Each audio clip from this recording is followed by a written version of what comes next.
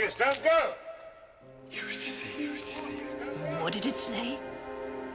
Eurydice. The woman Orpheus loved. Orpheus and Eurydice. Two names that will always belong together.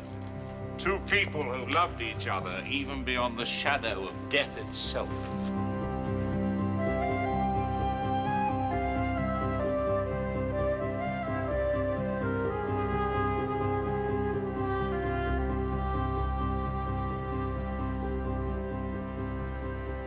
Orpheus was the son of Calliope, one of the 9 muses who sang to the gods on Mount Olympus.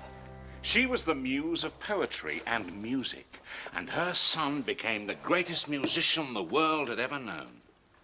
For the sake of his music, Jason took Orpheus on the quest for the Golden Fleece. His lyre could soothe the waves themselves. His lyre? This is a lyre, the lyre of Orpheus. Huh. Orpheus had a kingdom in Thrace, in the far north of Greece, where the olive trees are bent by the wind. And when he came home from his travels and was once again among his people, he sat upon the stones at the edge of the forest and played. It was the beginning of spring, but there had been no rain for 2 months.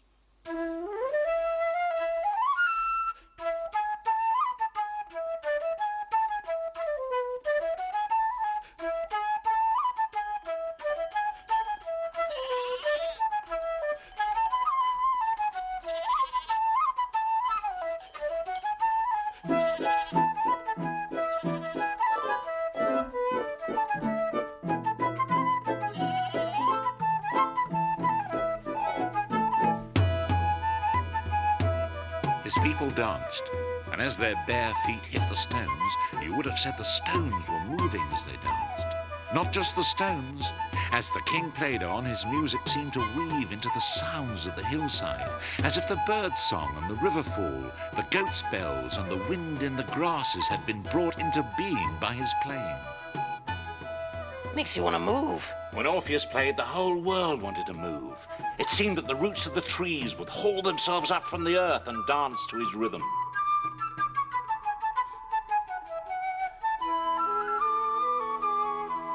His music gave them new life, for as he played, the rain started to fall. Children tugged at their mother's arms and whispered, "Persephone, Persephone, Persephone." For while they danced, the goddess who dances in the spring came among them. His music stirred the natural world, and the earth's sound spoke to him. One day he was walking in the wilderness beyond the farms, listening to the sound of the wind in the trees.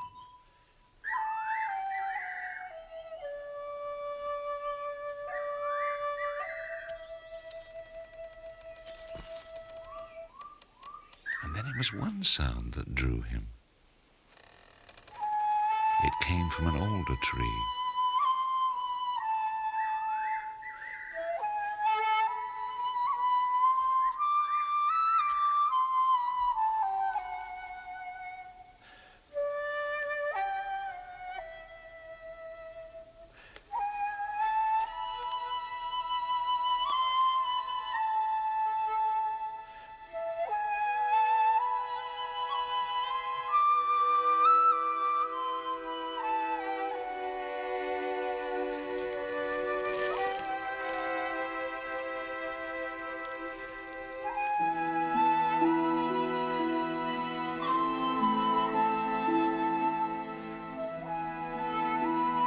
It was the wood nymph, Eurydice, and his music had brought her into the world of men.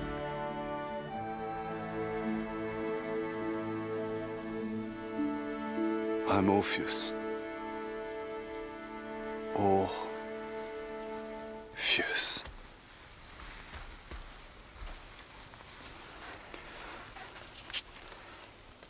I have sung storms to sleep. I have made the clashing rocks move away from our ship. I have been to the end of the world and seen things more terrible more beautiful than I thought could be. But you... Listen to the silence. Is that what you hear?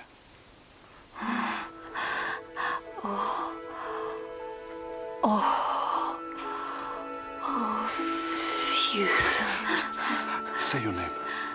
Say your name to me, and I'll pick it out of the air, and I'll make a tune of it, and I'll give it back to you, more beautiful than you. Eurydice.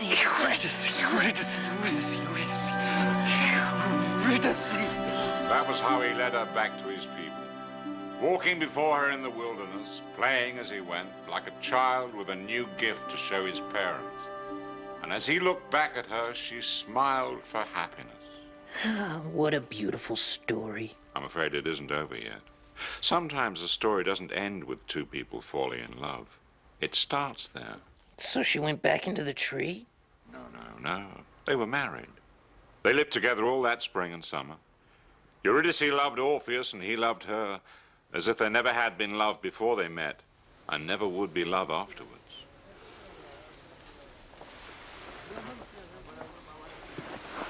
Why are you looking over there? You missed the forest. No. I'm looking towards the trees. Sometimes the wind moves them and I hear noises that call me. The way you did once. Orpheus wanted to keep her away from the untrimmed trees and the ragged depths of the forest because he knew who was there. Who was? Centaurs, fauns, satyrs, creatures given up to pleasure, hairy and unpredictable. Like me. Hairy, anyway. And out there in the forest of Thrace was Aristios himself, who lopes in and out of the deepest woods. The corn was ripe, the branches were heavy with fruit, and the men and women of that country gathered in the harvest and danced a grateful dance to the goddess Demeter. But Eurydice was drawn to the wilderness. Who's there? Aristias.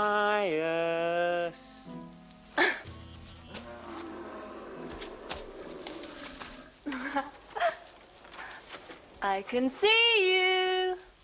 Hello. Ooh, I'm a massive unscratchable-itch. Oh, shake a leg. Oh, if there was a wall I could get up against, if there was a rough place I could rub up against, I'd have a really good itch. Oh, I'm all itch. Can you scratch my itch? Go on, just give me, come on, go on. Just, oh, yeah, that's great. Oh, lovely, yeah. Let go. Nice charm. Go on. Who are you? I'm a goat. I'm a man. I'm the brother of Pan. Oh! I'm a brother. Oh! Help you! I'm a goat. I'm a man. Aristias meant her no harm, but as she ran through the forest, a snake bit her heel.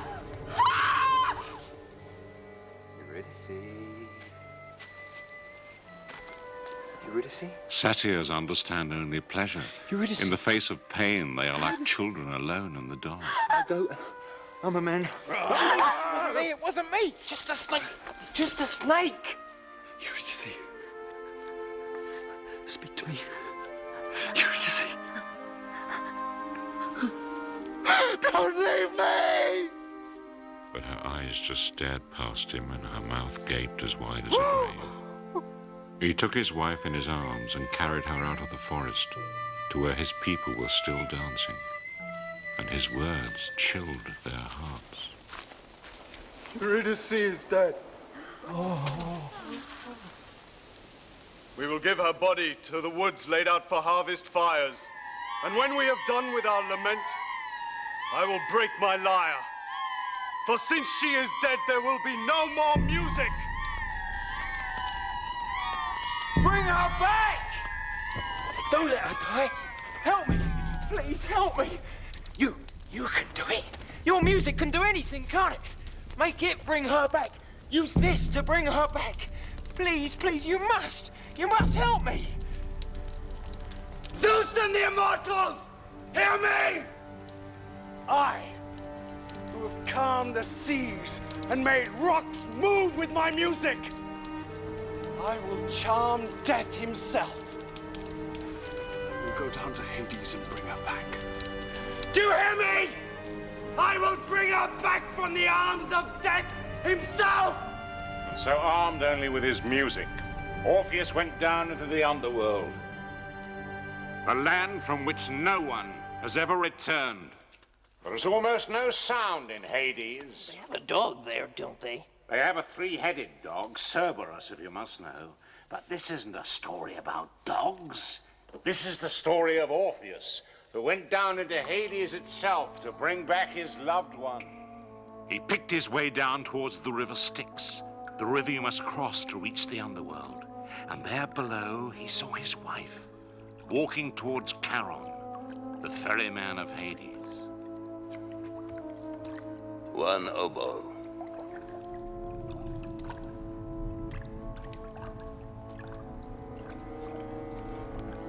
Drink. Eurydice, don't drink! This is the water of Lethe. The water that makes you forget. Everyone must drink it. It's sweet. Eurydice! Can't you feel all those painful things going? Going. Eurydice didn't turn as the boat drifted off through the mists. Orpheus could only wait for the ferry to return, knowing there was no other way across. One oboe. The crossing is one oboe. No oboe, no crossing. Charon, Charon. The boat, it moved. I know. The souls of the dead have no weight. Your hands, they're warm. I'm alive. Yes. Your lips, your skin. Charon, Charon. I haven't heard music. Oh, I don't know, so long. Doesn't it soothe you, Asa? Huh? Reaching the far side of the river, Orpheus stumbled on through the cold marshes, with Eurydice gliding ahead of him, always just out of reach. He called to her, but as he did so, the mists rolled back before his eyes. And there in front of him was Hades, the king of the underworld, with Persephone, his queen, by his side. Who comes uninvited to my kingdom? I'm Orpheus, king of Thrace, son of Calliope. And what does King Orpheus seek from Hades? The soul now before you in judgment. Eurydice, my wife. No soul returns from my kingdom. Love is stronger than death. Nothing is stronger than death, little musician.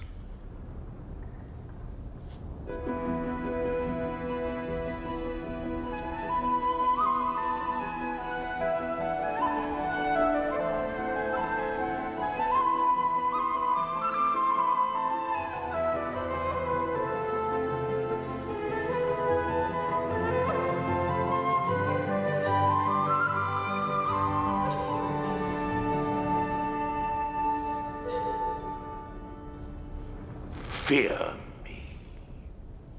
I am the bold audience at the theater. A knock at the door when you least expect it. I am the one whose name must not be spoken for fear I hear it and sit next to you. I am the pain in your arm at 4 in the morning, the headache that will not shift. The sour taste in your mouth of everything you ever did. I am waiting, little musician, and one day I shall come for you also. Then you will see your wife once more.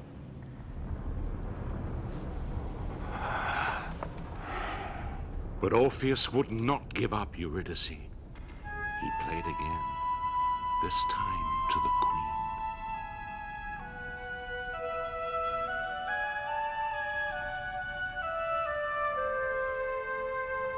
He will not listen. Or if he pretends to listen, he is lying. Oh, death cheats too. Each year, mankind endures the winter while I stay here, because he tricked me long ago. Even Zeus was powerless to change it. He'll trick you too, musician. Still Orpheus played on, but the king of the underworld was deaf to the beauty of his music. Persephone was moved by an unbearable sadness. Everything must die, Orpheus. The people we love most have to die. Even the rocks, the earth itself is eaten away by time. Everything must die, Orpheus. To live again. People think of death like absence, but absence isn't forever. Not while there is any life left at all in the world. It is only cold on the earth for 6 months. Death is unimpressed.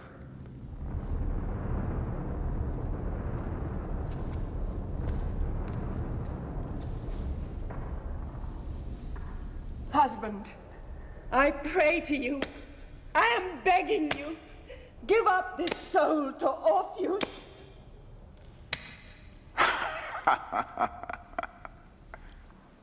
Very well, little musician. Take your bride. Take her to the upper world. But always walk ahead of her. And do not once look back to see if she is following. For if you turn to look at her, she will be lying once more. You hear me? Imagine the love of his life behind him, and yet he must not look at her. With every step that he took, he listened. But the shades of the dead make no sound, and he could not hear her tread behind him. He walked, grim as death itself, on and on through the wastes of the underworld towards the 9-looped river Styx. By the time he reached Charon's boat, he had started to doubt that Eurydice was behind him. Don't ask me questions. Don't sing. Don't remind me of the world. I have my duty, that's enough.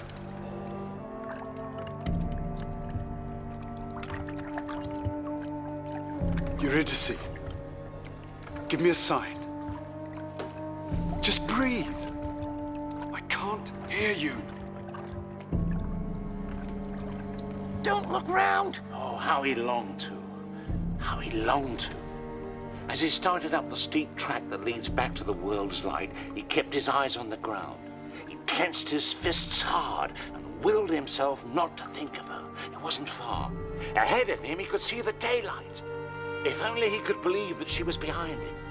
That the silence of her death was not a real silence, but had been redeemed by music. He was almost at the entrance of the cave that leads to Hades, and he could hear the birds singing outside. And they walked out into the sunlight and were happy ever after. They didn't. They didn't. They didn't. It's always just when you think you have things in your grasp that you close your fingers and find they've gone.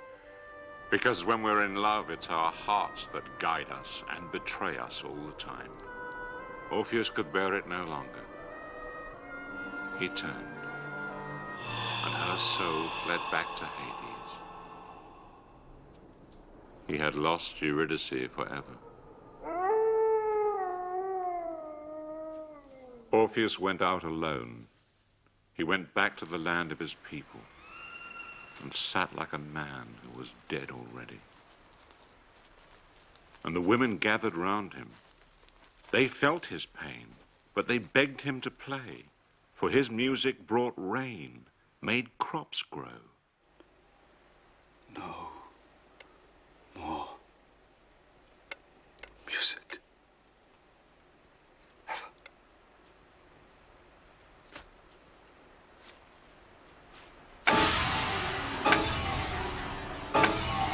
What happened? It you could have heard that sound, that hateful, ugly sound.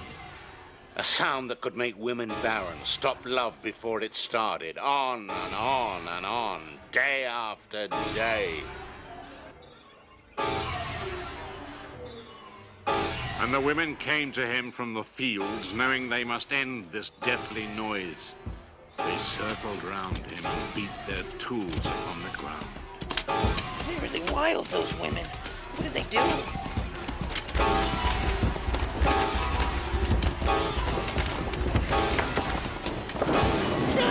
What are they doing to him?